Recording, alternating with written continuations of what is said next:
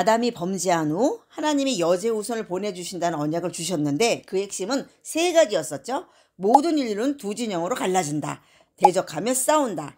여자의 후손이 최후로 승리한다. 이 언약은 성경의 뿌리이며 인류를 구원하는 구속 역사의 시작이기도 합니다.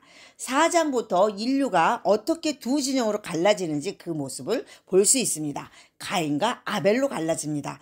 그런데 두 사람이 똑같이 하나님께 제사를 드렸는데 하나님은 한 사람의 예배는 받으시고 한 사람의 예배는 받지 않으셨습니다. 그러므로 인류는 예배가 연락되는 자와 예배가 연락되지 않는 자로 갈라집니다. 동시에 이는 누가 여자의 후손이 되고 누가 뱀의 후손이 되는지를 결정하는 사건이었습니다. 왜 하나님은 가인의 제사는 받지 않고 아벨의 제사만 받으셨을까요? 이에 대해서 창세기에서는 말하지 않았지만 하나님의 구원 계획에 대한 계시가 밝히 드러난 신약성경 시브리서에서는 언급하고 있습니다. 아벨은 믿음으로 제사했기에 하나님이 받으셨고 그 제사가 가인이 드린 제사보다 더 나은 제사였다고 증거합니다. 가인은 믿음 없이 드렸다는 것입니다.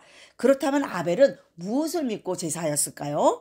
여자의 후손을 보내 뱀의 머리를 상하게 하고 너희를 구원하겠다는 그런 원복음이었습니다.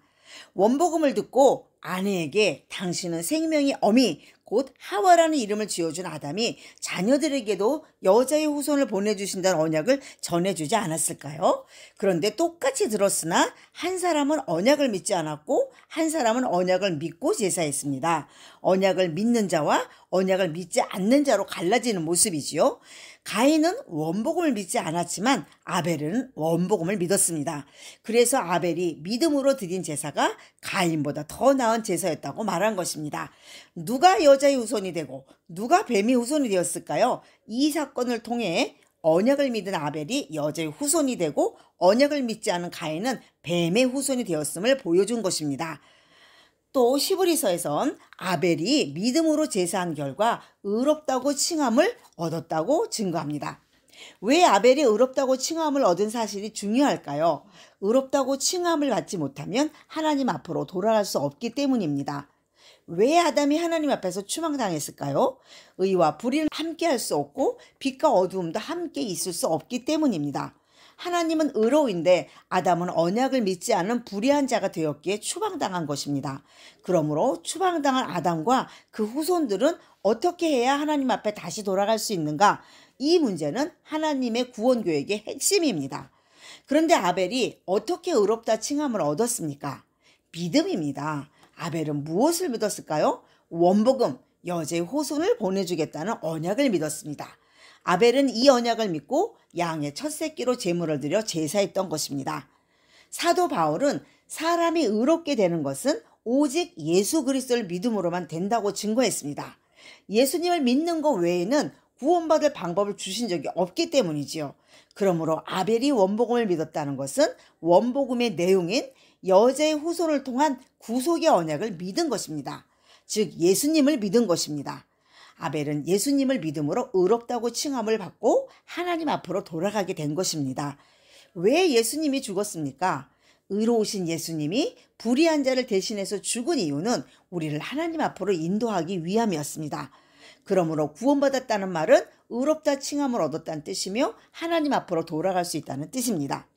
아벨이 양의 첫 새끼로 드린 제사는 성경에 나타난 첫 번째 제사였습니다. 그 후 구약에 많은 제사가 나타나는데 그 제사들은 모두 세상 죄를 지고 가는 하나님의 어린 양에 대한 그림자로 주신 것입니다. 아담에게 가죽옷을 만들어 입혀주심은 제사의 원형이었죠. 가죽옷은 언젠간 인간의 죄를 위해 대신 제물이 되어 죽을 예수 그리스도를 예표해 주는 하나님의 구원 계시였습니다. 그러므로 여자 후손을 보내주신다는 원복을 믿지 않고 드리는 제사는 하나님이 받을 수 없고 모두 우상 숭배하는 것과 같습니다. 이 사건 후 가인은 아벨을 쳐 죽였습니다.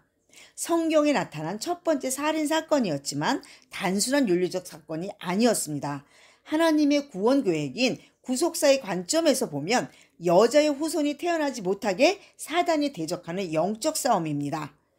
아벨의 죽음으로 하나님의 구속 계획에 위기가 닥친 것 같지만 하나님은 아벨을 대신해서 다른 씨, 곧 셋을 준비해 주셨습니다. 씨는 자손, 여자의 후손을 의미합니다. 그때 사람들은 여호와의 이름을 부르며 예배드렸다고 말합니다. 여호와는 언약의 하나님이란 뜻이므로 그 시대 사람들이 여자의 후손을 보내주신다는 언약을 믿고 예배드렸다는 뜻입니다. 사탄은 여자의 후손이 태어나지 못하게 대적하고 방해했지만 하나님은 여자의 후손을 보내는 일은 내가 한다고 선포하셨기에 아벨 대신에 다른 씨, 곧 셋을 주신 것입니다. 이를 통해 구원은 인간의 행위에 있지 않고 하나님의 주권대로, 하나님의 언약하신 대로 이루어 가심을 알 수 있습니다. 인간을 위한 구원 계획은 언약에 신실하신 하나님이 친히 이루어 가심으로 우리에게 소망이 되는 것입니다. 우리에게 다른 씨 예수 그리스도를 보내주시어 하나님 앞으로 돌아가게 해주신 하나님을 찬양합니다. 감사합니다.